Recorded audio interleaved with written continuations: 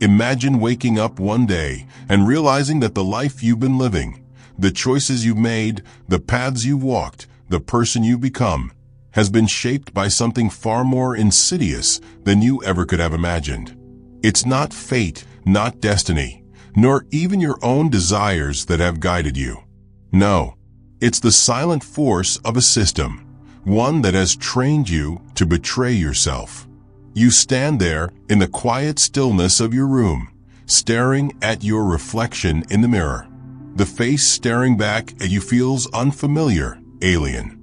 Is this who you really are?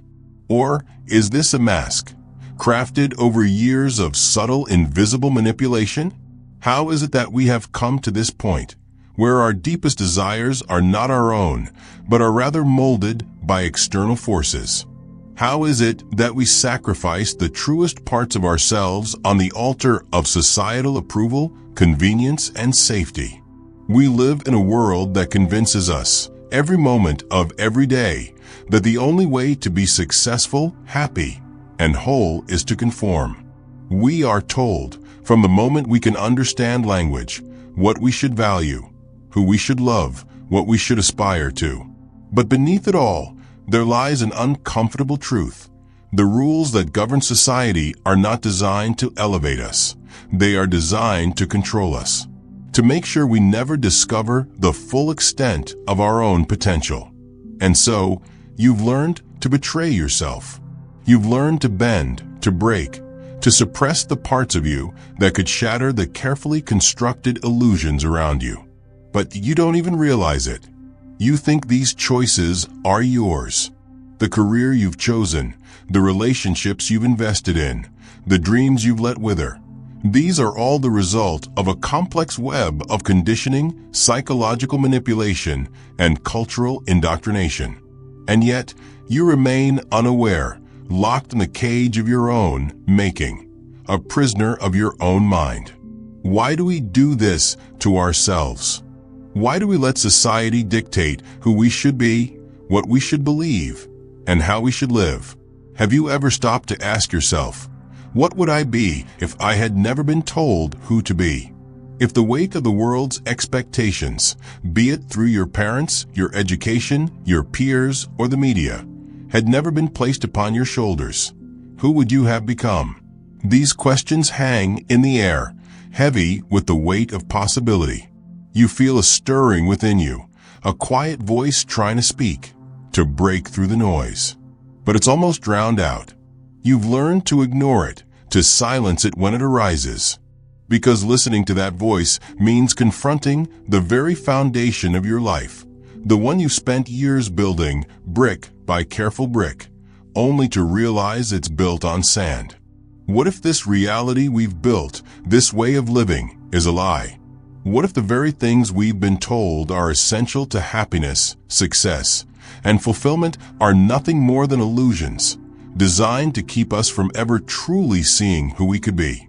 And in this moment, as you stand at the edge of this realization, you must ask yourself, can I ever truly escape? Can you undo the conditioning, shatter the illusions, and return to the raw, unfiltered truth of who you are? This is the great question. It's a question that, if you choose to confront it, will demand everything from you. It will force you to reconsider everything you've ever believed about yourself and the world around you. And once you ask it, there's no going back. The truth, no matter how uncomfortable, will begin to unfurl, and you will have no choice but to face it head on. But how can you begin to even comprehend this great betrayal? The betrayal of yourself by society. What is the root of this systemic manipulation, this psychological conditioning? The answer, as unsettling as it may be, lies not in the world around you, but within you. It is not something external. It is something internal, an unspoken understanding passed down through generations, a cultural narrative so deeply embedded in the human psyche that we don't even see it anymore. This is the moment you must ask, how did we get here? To understand the deep-rooted problem of self-betrayal, we must first dive beneath the surface, into the realms of psychology and philosophy, where the true nature of human suffering and societal conditioning resides. For centuries, thinkers have attempted to unravel the delicate fabric of the human psyche, exposing the mechanisms through which we are shaped and, in many ways, broken by the world we inhabit. Let us begin with a truth that feels both simple and unsettling. You are not the person you think you are. Not entirely, at least.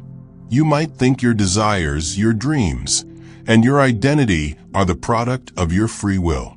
But what if I told you that the very essence of who you believe yourself to be has been meticulously crafted by forces beyond your conscious awareness?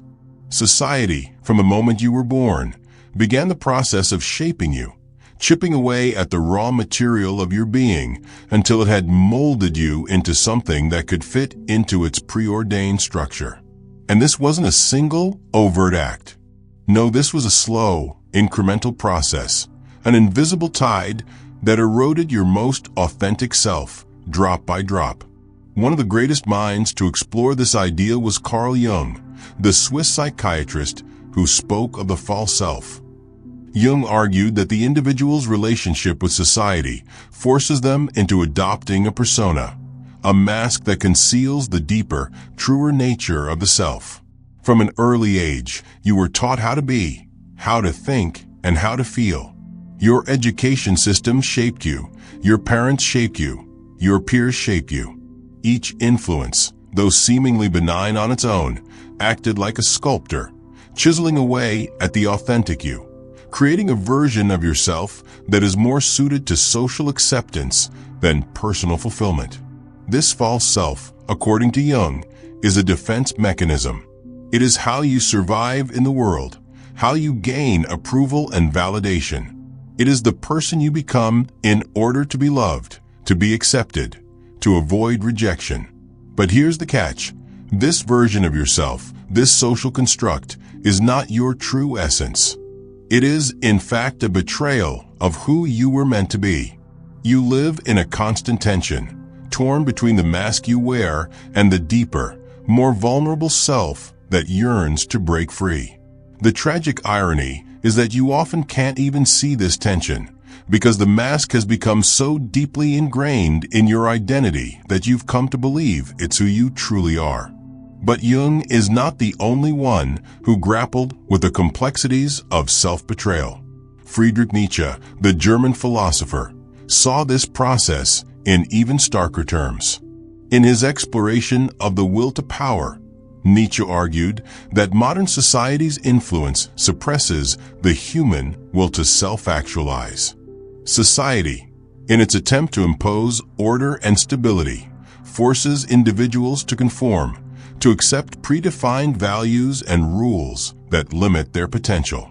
Nietzsche believed that this suppression stifles the individual's authentic desires and creativity, leading to a life of mediocrity and spiritual emptiness.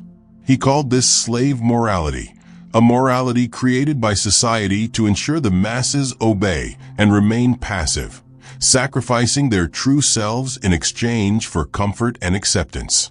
What Nietzsche saw in the modern world was a disconnection from one's own power, a disconnection from the self's true potential. Society doesn't simply mold us, it weakens us. It turns us into passive consumers, following the prescribed paths that are laid before us without ever questioning whether these paths are truly our own. We abandon our will to power in favor of convenience, security, and a sense of belonging. In this process, we betray ourselves.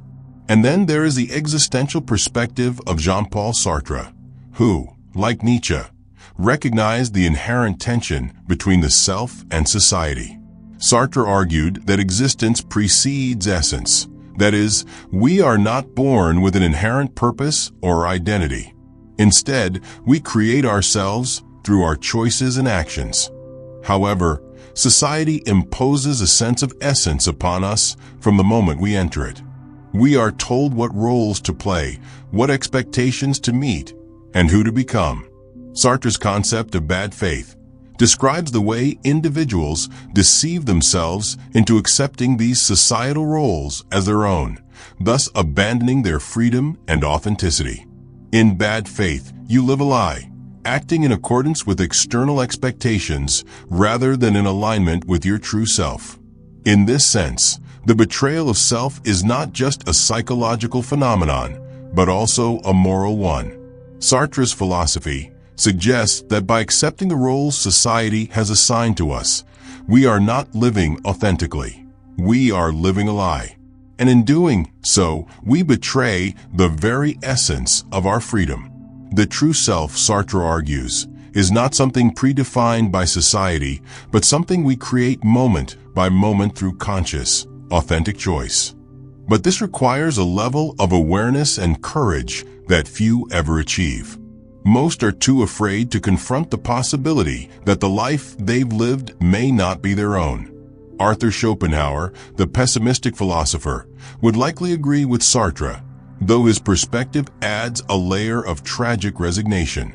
Schopenhauer argued that human suffering is rooted in our constant striving and desire for things that ultimately bring us no fulfillment. This endless striving, he suggested, is a result of the will to live, a blind force that compels us to chase after things like success, status, and pleasure, all of which society tells us we need to be happy. But Schopenhauer believed this very striving was a trap. It keeps us stuck in a cycle of longing and dissatisfaction, never allowing us to realize that true peace comes from renouncing the will altogether, from letting go of the need to conform to external demands. The deeper philosophical root of self-betrayal, then, lies not just in the pressures of society, but in the very nature of human desire. We are told from the earliest stages of our development that happiness and success lie in obtaining external validation, in acquiring possessions, in following the paths that society has laid out. But this constant pursuit of external rewards often leads to internal emptiness. And in that emptiness, we lose touch with the parts of ourselves that could bring us true fulfillment. Aldous Huxley, in his dystopian novel Brave New World, presented a chilling vision of a society that has perfected the art of self-betrayal. In Huxley's world, citizens are conditioned from birth to be content with their lives, numbed by pleasure, entertainment, and the constant promise of satisfaction. They never question the system, because they are not allowed to. They have been so thoroughly conditioned to embrace the comforts of conformity that they no longer even realize they are prisoners. Huxley's message is clear. Societal control is most effective not when it forces people to conform through oppression, but when it offers them so much comfort and pleasure that they willingly surrender their freedom. The betrayal of self, then, is not only a psychological and philosophical issue, it is a deeply existential one. We are all, to some degree, complicit in this betrayal. We have internalized society's values to such an extent that we can no longer distinguish between what is truly ours and what has been imposed upon us. And it is this very process of internalization that makes the betrayal so insidious. It happens so gradually, so imperceptibly, that by the time we realize it, we are too far gone to easily escape. But the first step is to recognize that this betrayal is not just a theoretical concept. It is real. It is happening to you, right now, in ways you may not even be able to perceive. And the question remains, what will you do about it? Let that question linger as we move into the next chapter of this exploration. Now that we understand the roots of self-betrayal, it's time to explore its unseen consequences, the subtle ways in which this silent force shapes not only the individual, but entire societies. These consequences don't make themselves known through loud, overt events. Instead, they work quietly, weaving into the fabric of our daily lives, dictating our decisions, our relationships, and our very sense of self. The consequences of betraying the self are often buried beneath layers of cognitive biases, neurological wiring, and cultural conditioning, so deeply embedded that we fail to recognize their presence until we find ourselves in a reality we can hardly comprehend. Let's begin by exploring how self-betrayal distorts our sense of self-worth. Every time you silence your inner voice, every time you ignore your authentic desires in favor of societal expectations, you create a small fracture in your self-image. Over time, these fractures accumulate, leading to an erosion of self-esteem. The person you see in the mirror becomes increasingly unfamiliar, not because your face has changed, but because your inner self has been so distorted by the world's demands that you can no longer recognize the person staring back. This process is not merely psychological. It is deeply physiological. Neuroscience reveals that the human brain is wired to seek social approval, to fit in with the group, to avoid rejection. This wiring served us well in the evolutionary past, where group cohesion meant survival. However, in the modern world, this ancient mechanism has become a double-edged sword. The brain releases dopamine, the feel-good chemical, whenever we receive validation from others, reinforcing our desire to conform. This creates a feedback loop. The more we bend to societal norms, the more we are rewarded with feelings of acceptance and security. But each time we betray ourselves in favor of conformity, we risk deepening the chasm between our authentic self and the persona we present to the world. The result? A sense of profound dissatisfaction, even when external validation is abundant. This is why so many people, despite outward success, whether in their careers, relationships, or social standing, feel a gnawing emptiness inside. They have achieved everything society told them would make them happy, and yet, happiness remains elusive. This is the curse of self-betrayal. The more you give in to society's expectations, the more disconnected you become from the very thing that could bring you true fulfillment. Your own desires, your own inner truth. And this disconnect doesn't just lead to personal disillusionment. It has broader social consequences. On a societal level, the consequences of widespread self-betrayal are far-reaching. When individuals betray their true selves in favor of conforming to external pressures, they perpetuate a cycle of superficial living that affects every aspect of culture. The pressure to conform creates a society where authenticity is undervalued, where individuals are more concerned with meeting societal standards than exploring their own potential. This is why we often hear about keeping up with the Joneses or the relentless pursuit of the next material possession, promotion, or social validation. These pursuits are hollow by nature, but they are relentlessly promoted by societal structures, media, corporations, and governments that profit from the insecurity and dissatisfaction bred by self-betrayal. This collective pursuit of hollow goals leads to the creation of a society built on fragile foundations. We are taught to prioritize wealth, success, and status, values that can easily be manipulated. In turn, entire industries are built around encouraging people to feel inadequate without the right products, the right career, the right lifestyle. This is the unseen consequence of self-betrayal. Society is structured to feed on our insecurities, to profit from our discontent, and to keep us distracted from the true potential of our lives. The consequences of self-betrayal extend beyond mere dissatisfaction. They seep into our relationships, too. When you betray yourself, you teach others to do the same. In relationships, this manifests as the tendency to put others' needs above your own, to suppress your own desires in favor of what others expect from you. Over time, this creates imbalanced relationships where both parties are living for the validation of others, rather than for their own fulfillment. This is the tragedy of modern relationships. They are often built on false premises, on performances rather than genuine connection. How can we truly love or be loved when we don't even know who we are? Perhaps the most insidious consequence of self-betrayal is the long-term psychological toll it takes. Chronic self-betrayal is linked to various mental health issues, including depression, anxiety, and a pervasive sense of meaninglessness. Viktor Frankl, the neurologist and psychiatrist who survived the Holocaust, argued that the primary human motivation is not the pursuit of pleasure, as Freud suggested, or the pursuit of power, as Nietzsche proposed, but the search for meaning. Frankl's experiences in concentration camps led him to realize that the most profound suffering is borne by those who feel they have lost meaning in their lives. This loss of meaning, Frankl argued, stems from living a life inauthentically, from living for others rather than for oneself. This kind of life, where one is constantly betraying their inner truth in favor of external demands, leads to despair. The world, it seems, has created a perfect storm for mental health crises to thrive.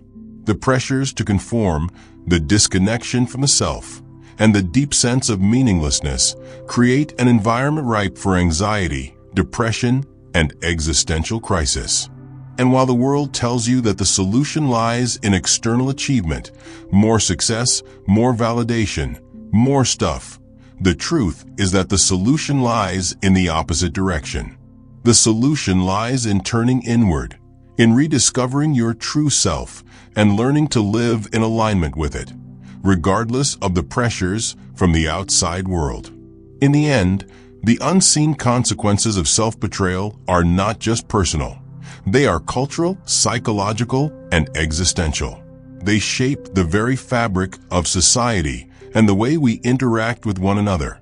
They create a world where people are disconnected from their true selves, constantly seeking validation in external things, and where relationships, institutions, and entire cultures are built on fragile illusions.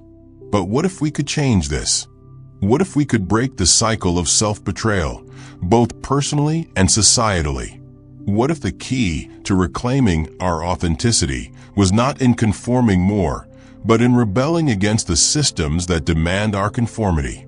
This is where the real journey begins, the rebellion against the forces that have shaped us into what we are not. Let's explore that next. It's easy to feel trapped by the invisible forces that shape our lives. Society's expectations seem so deeply embedded that they feel like second nature, like the air we breathe. But what if I told you that there is another way? What if you could break free from this cycle of self-betrayal? What if the very essence of your freedom lies not in conforming, but in rejecting the systems that have led you to betray yourself?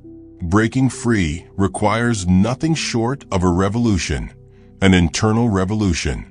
It means confronting the invisible forces that have shaped you, recognizing them for what they are, and choosing to live in defiance of them.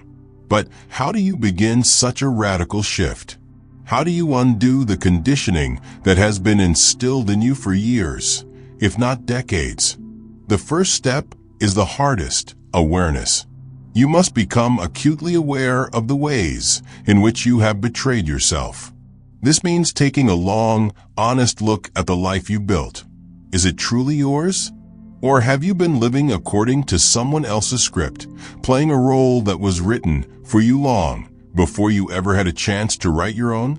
Awareness is not just about acknowledging the choices you've made, but about seeing the conditioning behind those choices, the subtle messages you've absorbed from society, family, and culture, telling you who you should be. Once you begin to see this, the next step is disruption. You must disrupt the patterns that have governed your life. This means actively challenging the societal expectations that you've internalized. Start by asking questions that you've never dared to ask before. Why do I want what I want? Who told me this is the path I should take? What do I truly value, apart from the expectations of others? To disrupt the patterns of self-betrayal, you must be willing to take risks. The status quo, after all, is comfortable, even if it's suffocating. You've learned to play by the rules because the rewards, external validation, success, and approval, are tempting. But true freedom lies in stepping off the beaten path, in choosing to walk a road that may not be recognized or supported by society. This is where the real rebellion begins, in the courage to be misunderstood, to be seen as different, even as a failure, because you are no longer afraid to live authentically. Throughout history, there have been individuals who embodied this radical rebellion. Those who broke free from the societal forces that tried to mold them into something they were not. Think of the great thinkers and innovators. Albert Einstein, who defied the conventional norms of scientific thinking to revolutionize our understanding of the universe. Or Virginia Woolf, who rebelled against the constraints placed on women in literature and society, carving out a space for her voice to be heard. These individuals did not merely follow the path laid out for them. They tore it up and forged their own way. Their rebellion against the pressures of conformity was not just a personal triumph. It was a gift to the world. But rebellion doesn't always have to look grandiose or revolutionary on a global scale. It can begin in small, subtle ways in your everyday life. Perhaps it's choosing to leave a career path that has always been expected of you in favor of pursuing a passion that feels risky and uncertain. Maybe it's distancing yourself from relationships that demand you suppress parts of yourself in order to be loved. Rebellion could even mean something as simple as waking up to the fact that you don't need to constantly strive for external validation. The moment you begin to ask yourself, "What do I want?" rather than "What does society want for me?" you have taken the first step in your own rebellion. This shift in perspective is crucial. It's not about fighting society head-on. It's about realigning your life with your own truth. You don't have to overthrow the entire system, but you do have to challenge the part of the system that lives inside you, the part that tells you that who you are isn't enough, that you need to change to fit in. It's about refusing to believe that success and happiness are defined by anything other than your own standards. To make this rebellion effective, you must also embrace authenticity over approval. The desire for validation is deeply ingrained in all of us. It's human to seek approval from others. It's how we've evolved to survive. But in the modern world, this desire for validation often becomes our greatest weakness. We become so attached to the approval of others that we lose touch with the deeper aspects of our being. Reclaiming your authenticity means rejecting the notion that you need others' approval to be whole. It means choosing to act according to your own truth, even when it's uncomfortable or goes against the grain. One of the most powerful examples of this is the story of Socrates, the ancient Greek philosopher who chose to challenge the societal norms of his time, even at the cost of his life.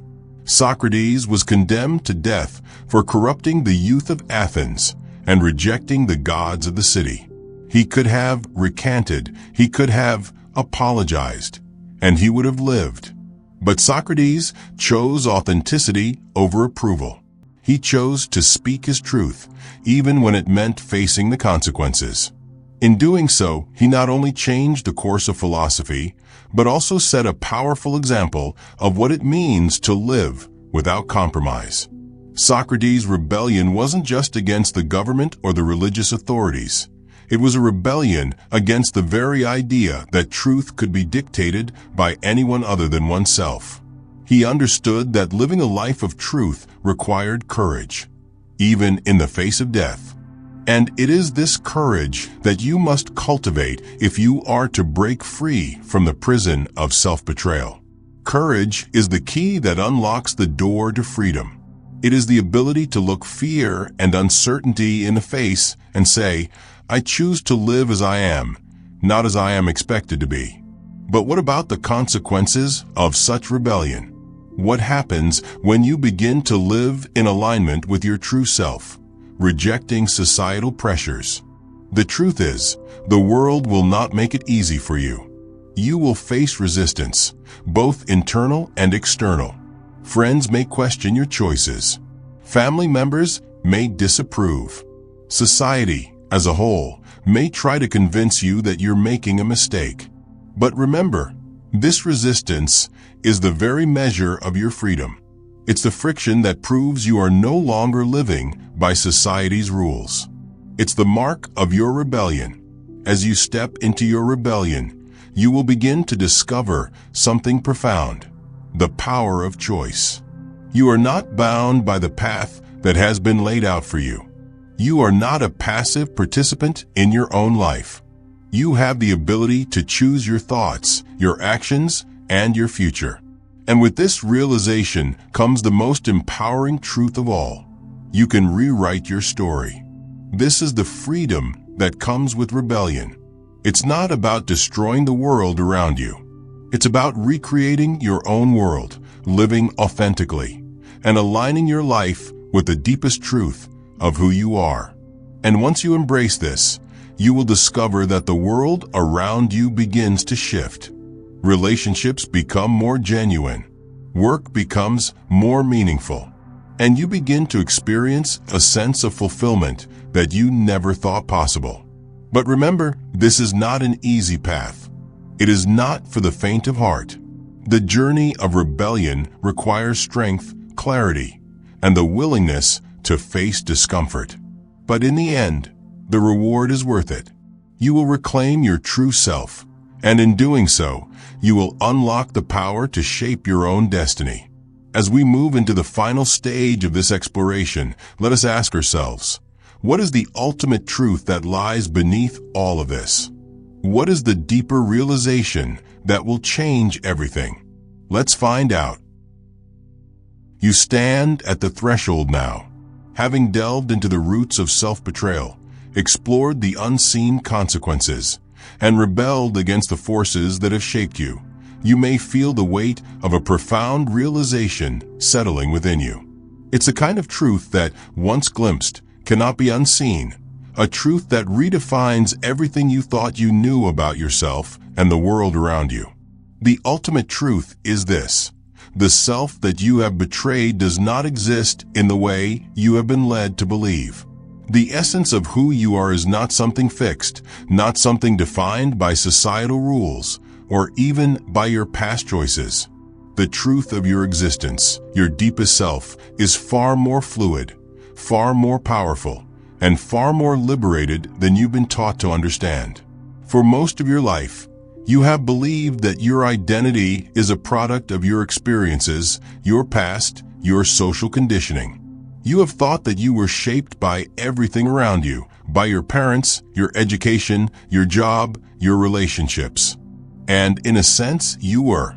You have lived through the filter of these influences, believing that the person you become is the person you were always meant to be.